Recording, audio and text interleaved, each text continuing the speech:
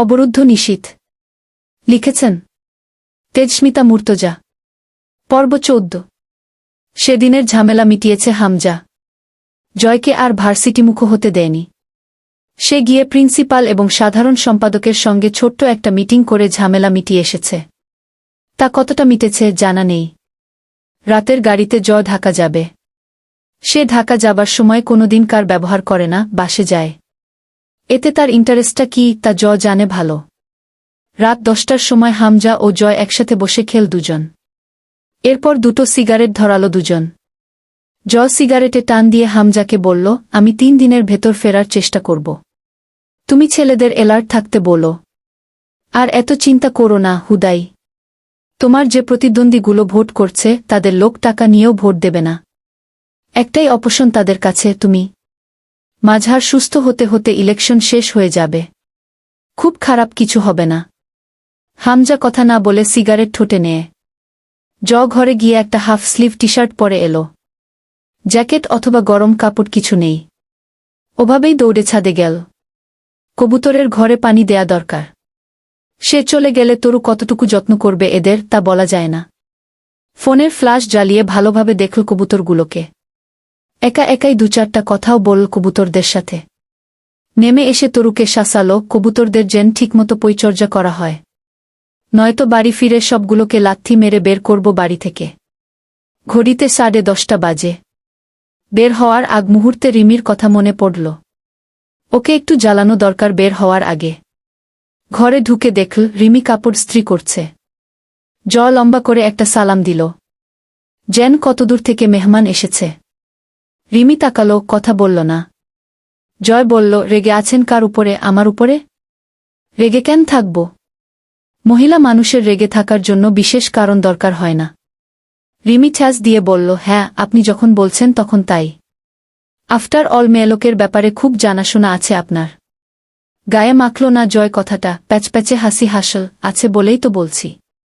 সে যাক গে, পরীক্ষা দিতে যাচ্ছি। একটু দোয়া কালাম পড়ে ফুটু দিয়ে দেন। আমার তো মা নেই, দোয়াটোয়া চাইব কার কাছে? আপনার আবার দোয়া লাগে নাকি? আপনি দোয়াতে বিশ্বাস করেন? জয় কথা বলল না। রিমি বলল, মা নেই, মামি তো আছে। তার কাছে দোয়া চান গিয়ে। বসল বিছানার উপর, ভাবি। ভাই এমনিতেই খুব টেনশনে আছে। বোঝেন তো কত দিকের চাপ। ইলেকশনের ঝামেলা তো বোঝার কথা আপনার, তার উপর চারদিক বহুত ফ্যাসাদ লেগে আছে। এই সময় ভাইয়ের দরকার আপনাকে। অথচ সপ্তাহ হয়ে গেল, আপনি কথা বলেন না, কোনো কিছুতেই আপনার উপস্থিতি দেখা যাচ্ছে না। ভাইজের মুখের দিকে তাকালেই বোঝা যায় তার উপর দিয়ে কি চলে যাচ্ছে। এখন খুব করে তার আপনাকে দরকার। আপনি তার বউ, তার পেরেশানি দূর করতে আপনার বিকল্প নেই। রাগ করে থাকবেন না এখন আর। আমিও থাকব না কয়েকদিন ভাইয়ের পাশে। আপনিও মুখ ফিরিয়ে থাকলে। এবারে গলার নরম স্বর পরিবর্তিত হয়ে জয়ের নিঃস্বতা এলো, সমস্যা বা ঝামেলা যদি আমায় নিয়ে হয়, আমি তো আর ক্ষমাটমা চাইব না, জানেনি। অথবা আফসোসও করব না। আপনি কিসের আশা রেগে থাকবেন তাহলে? অন্তত যতদিন বেঁচে আছি এভাবেই চলবে হয়তো। তাই বলে তো আর চিরদিন রেগে থাকতে পারবেন না। তো কদিন আগ আর পিছ। কেননা এখনই ঠিক হয়ে যান। আমি জিনিসটাই এমন ভাবি। যেখানেই আমার অবস্থান তার আশপাশে কিছু না কিছু ক্ষয় হয়। এটা আমার নিঃস্বতা বলা চলে। মেনে নিন। আসি, ভালো থাকবেন। অকপটে নিজের অশিষ্টতা স্বীকার করে বের হয়ে গেল জয়। হামজা বাইরে গাড়ি নিয়ে দাঁড়িয়ে আছে। সোফার হাতলে ঝোলানো শাল চাদরটা ওড়নার মতো গলায় পেঁচিয়ে নিল। বাসস্ট্যান্ডে গিয়ে 2টো টিকিট কাটল হামজা। পুরো 2টো সিট জুড়ে একা লাগে জয়ের। পাশে চায়ের দোকানে বসে দুজন 2 কাপ চা খেল। 1 প্যাকেট সিগারেট কিনে নিল জয়। ঘাড়ে গামছার মতো ইয়ারফোন ঝুলছে। বাসে ওঠার আগে হামজা জয়কে অন্ধকারের দিকে নিয়ে গেল। ওদিক ওদিক তাকাতে তাকতে জয়ের হাতে চাদরের আড়ালে তার সেমি অটোমেটিক পিস্তলটা তুলে দিল। বিরক্ত হল, এই শালার কি দরকার? ও আমার হাতে থাকলেই একটা পাপ কাজ হয়ে যাবে। তার চেয়েও বড় কথা, আমি বিপদক্ষেত্র থেকে দূরে যাচ্ছি। তুমি থাকবে এখানে, মালটা তোমার দরকার হবে। হামজা গম্ভীর স্বরে বলল, চুপচাপ এটা প্যান্টের বেল্টে গুজে ফেল। আমার বাপ হওয়ার চেষ্টা করবি না। আর এটা তোকে পাপ করার জন্য নয়, বরং সেলফ ডিফেন্সের জন্য দিচ্ছি। এই বাসেও তোর সাথে মৃত্যুদূত যেতে পারে। বাসে ঘুমিয়ে পড়িস না যেন। ইয়ারফোনের সাউন্ড হাই রাখবি। পরীক্ষা শেষ করে 1 ঘন্টাও ওখানে দেরি করবি না। সোজা দিনাজপুরের বাস ধরবি। কথা শেষ করে একটা ছোট্ট পকেট ছুরি এগিয়ে দিল হামজা, এটা পকেটে রাখ। ভালোভাবে পরীক্ষা দিস। এসব কোনো চিন্তা মাথায় রাখার প্রয়োজন নেই। পরীক্ষা খারাপ হলে আমার কাছে জায়গা হবে না তোর। সুতরাং সম্পূর্ণ মনোযোগ যেন শুধু পরীক্ষায় থাকে। বাসের জানালা খোলা রাখবি না। আর টি-শার্টটাই বা পরেছিস কেন? ওটা সহ প্যান্টটাও খুলে ফেল।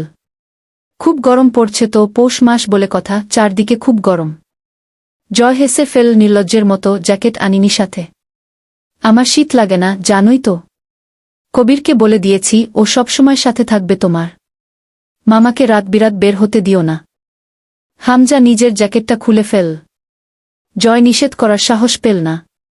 এই পাবলিক প্লেসে হামজা ঠাস করে একটা চড় মারলে মানিজ্জত থাকবে না। জ্যাকেটটা কনুইতে বাঁধিয়ে পিস্তলটা প্যান্টে গুজে চাদর জড়িয়ে নিল গায়ে। বাসে উঠতে গিয়ে আবার দৌড়ে ফিরে এলো, লাইটার বা দিয়াশলাই কিছুই নাই আমার সাথে। লাইটারটা দাও।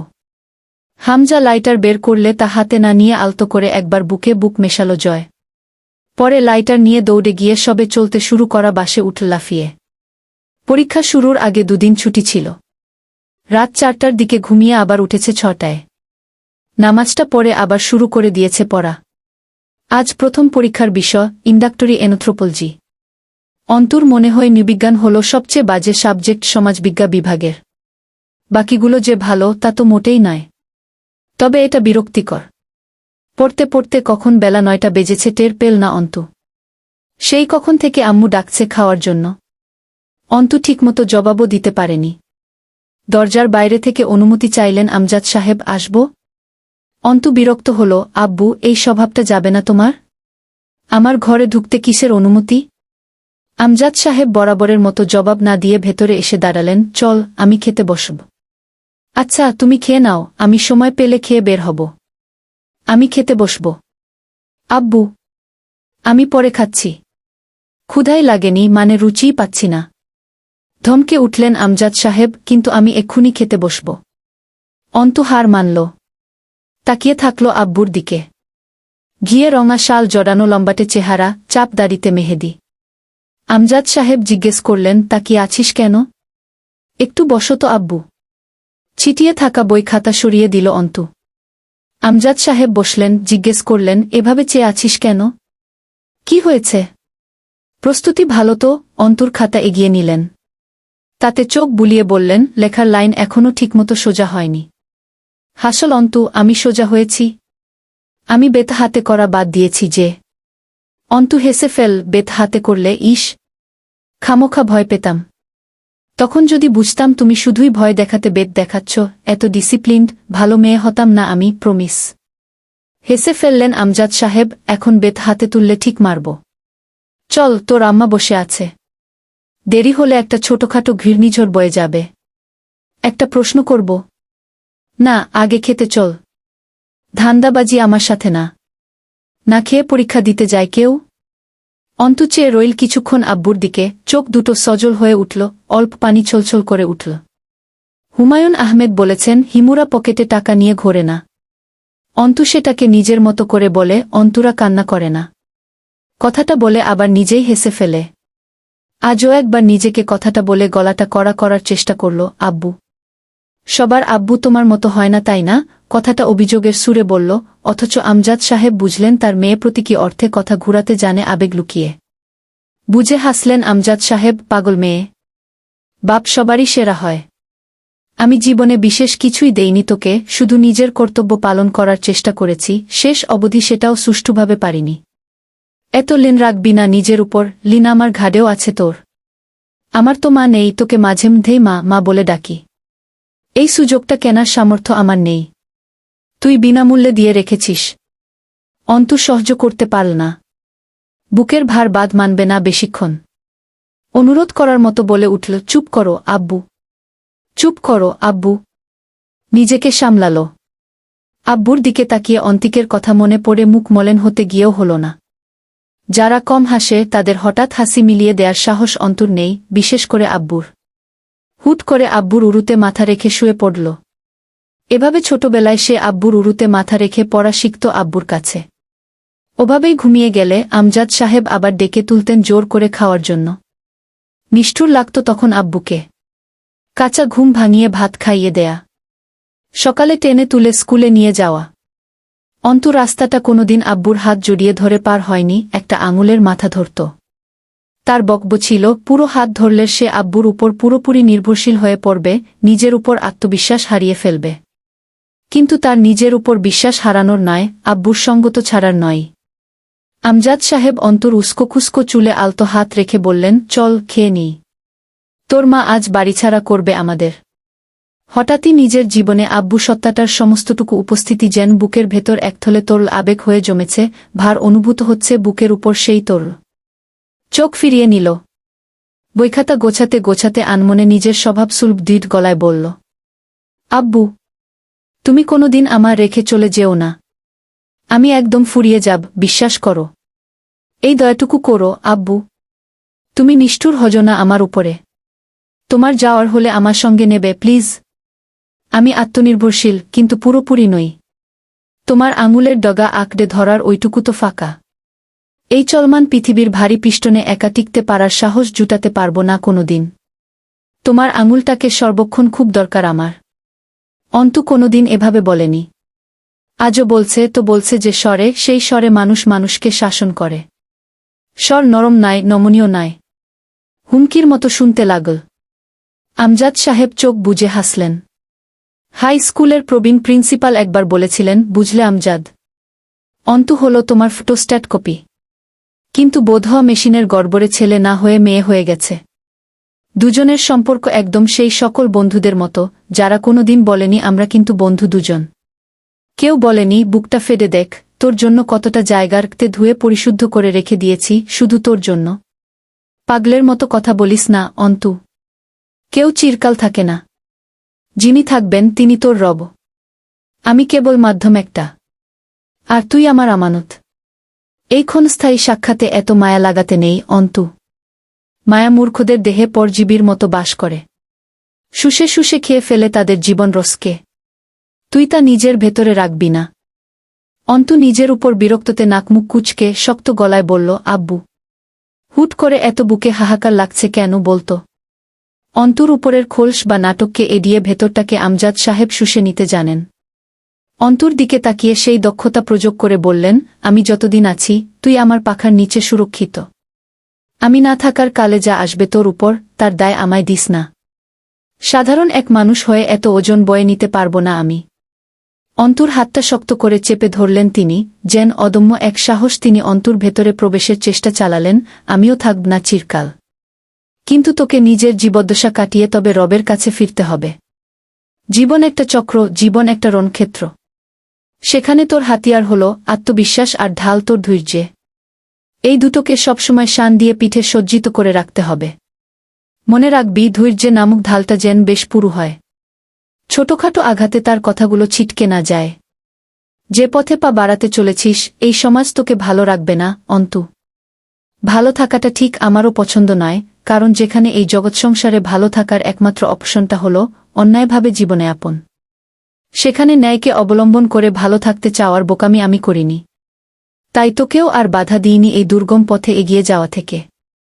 আমজাদ সাহেব হাঁটতে হাঁটতে বললেন, সবসময় মনে রাখবি, যা ঘটছে তা ভয়ঙ্কর নয়, কারণ তা তোর সামনে রয়েছে। সেই অনুযায়ী ব্যবস্থা নিয়ে তা মোকাবেলা করতে পারবি তুই। কিন্তু ভবিষ্যতে যা ঘটবে তা সম্বন্ধে তোর কিঞ্চিত ধারণা নেই, সুতরাং সেটা হলো বেগবরে উঠে আসা তাণ্ডবপূর্ণ ঝড়, যার পূর্বাভাস বা সচেতনতা নেই তোর কাছে। আর যা সম্বন্ধে জানিস না, তার বিরুদ্ধে ব্যবস্থা নেওয়া যায় না, তাই সেটা ভয়ানক। অর্থাৎ ভবিষ্যতে যা আসছে তার তুলনায় সামনে থাকা বিপদ খুব নগণ্য, দুর্বল এক ফাড়া মাত্র।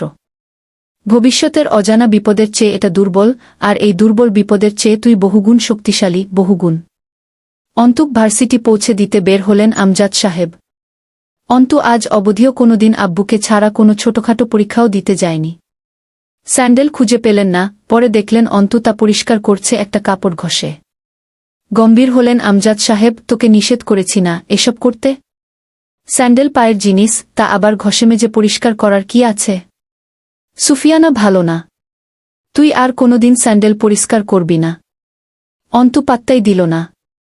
রাস্তার ধারে দাঁড়িয়ে রইল রাস্তা পার হওয়ার জন্য। বরাবরের মতো আব্বুর আঙুলের ডগাটা নিজের তর্জনী আঙুলি দিয়ে জড়িয়ে ধরেছিল অন্তু। ভার্সিটিতে ঢুকে বুকের কম্পন বাড়ল। না জানি কোন দিক থেকে জয় এসে দাঁড়ায়।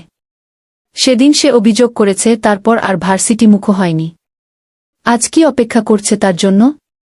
যদি হঠাৎ জয় এসে দাঁড়াল, তারপর কি করবে আব্বুর সামনে? ভাবতেই বুক আটকে আসার উপক্রম হল।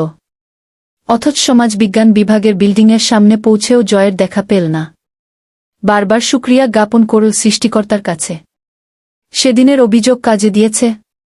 আমজাদ সাহেব ফাইলটা অন্তুর হাতে ধরিয়ে দিয়ে কিছুক্ষণ উপদেশ দিলেন। যেন অন্তু কিন্ডারগার্টেনের শিক্ষার্থী এবং সে যাচ্ছে পরীক্ষা দিতে, তাকে শিখিয়ে পড়িয়ে দিচ্ছেন আমজাদ সাহেব। অন্তু হাসল। আমজাদ সাহেব পকেট থেকে টাকার একটা নোট বের করে বললেন, আবার নিতে আসতে হবে নাকি চলে যেতে পারবি? অন্তু ঘাড় নাড়ল, আসতে হবে না, আমি চলে যাব। যতক্ষণ অন্তু বিল্ডিংয়ের ভেতরে ঢুকে বারান্দা পার হল, ততক্ষণ অপলক চেয়ে রইলেন আমজাদ সাহেব। অন্তু আড়াল হলে অল্প সিক্ত চোখটা উপরের দিকে তুলে ভেজা ভাবটা শুকানোর চেষ্টা করলেন। আজ অন্তু দ্বিতীয় বর্ষের ফাইনাল দিতে ঢুকছে। কদিন পরে এলএলবি চূড়ান্ত পরীক্ষায় বসবে। তখনও এভাবেই গিয়ে চাতক পাখির মতো চেয়ে থাকবেন তিনি অন্তু বের হবার অপেক্ষায়। কদিন বাদে মাস্টারমশাই থেকে তিনি অ্যাডভোকেট মাহেজাবিন আরমিন অন্তুর বাবা হতে যাচ্ছেন।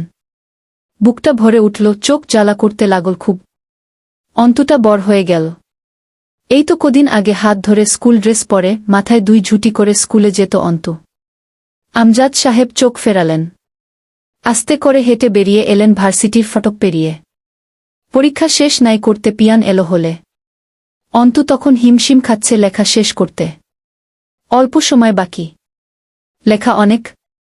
তারই মাঝে পিয়ান জানালো মনোয়ারা রেহমান নিজের কক্ষে ডেকে পাঠিয়েছেন আরমিনকে।